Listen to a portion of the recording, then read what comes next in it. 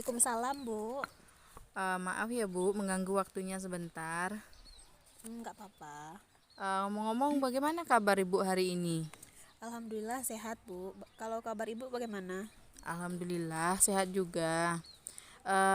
Begini Bu, ini ada sebuah kasus di mana kasus ini seorang guru bernama Ibu Tati.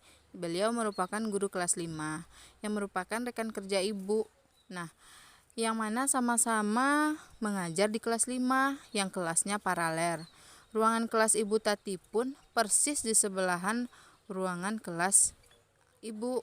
Nah, Ibu Tati terkenal sangat disiplin dan cenderung galak. Pada sisi lain, Ibu Tati juga pekerja keras dan murid-muridnya pun selalu mendapatkan nilai-nilai yang sangat baik.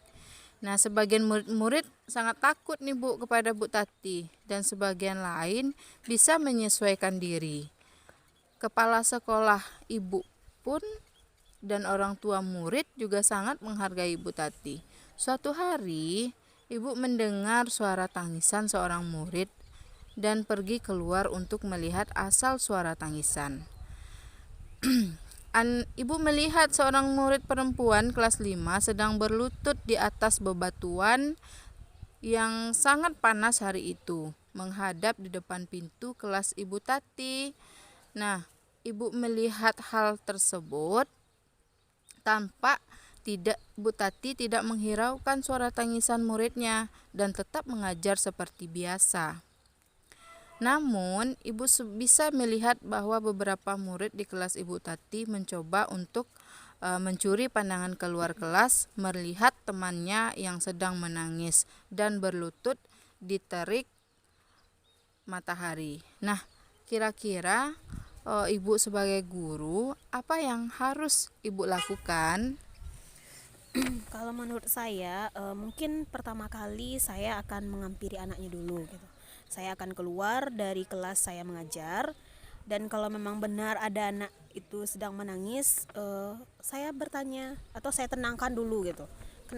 Kenapa dia bisa menangis? Tapi saya tenangkan dulu, baru saya tanya, kenapa bisa dia menangis gitu.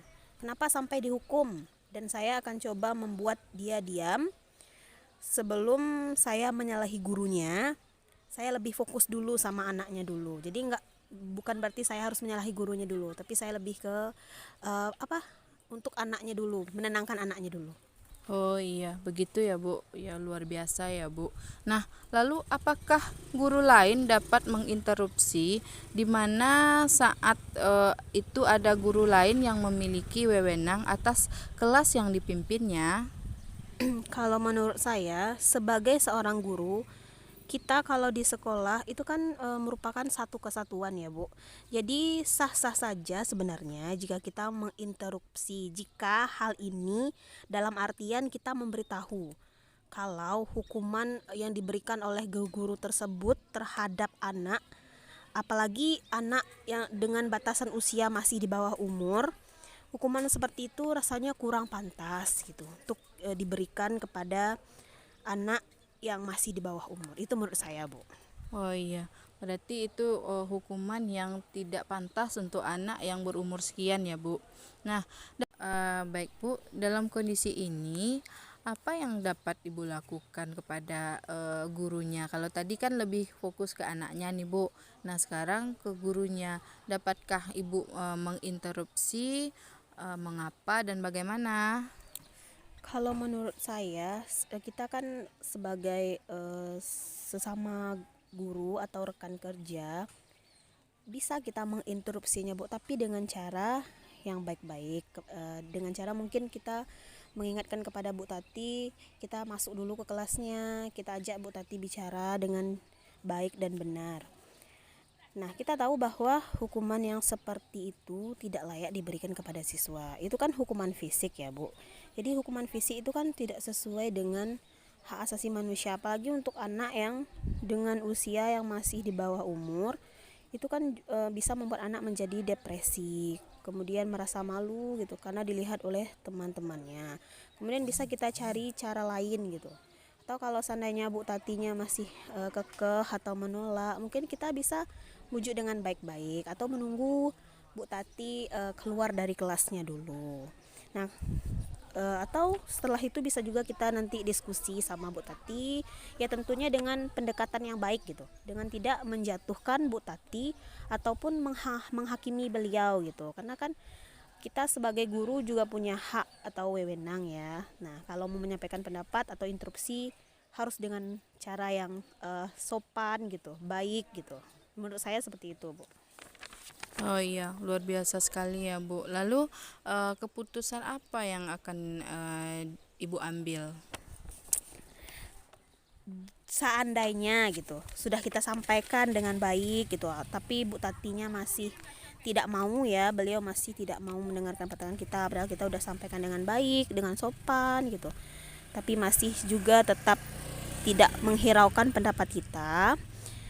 Nah, kita bisa nanti melaporkan ke pimpinan gitu, atau dengan cara yang baik-baik juga ya, melaporkannya ke pimpinan gitu.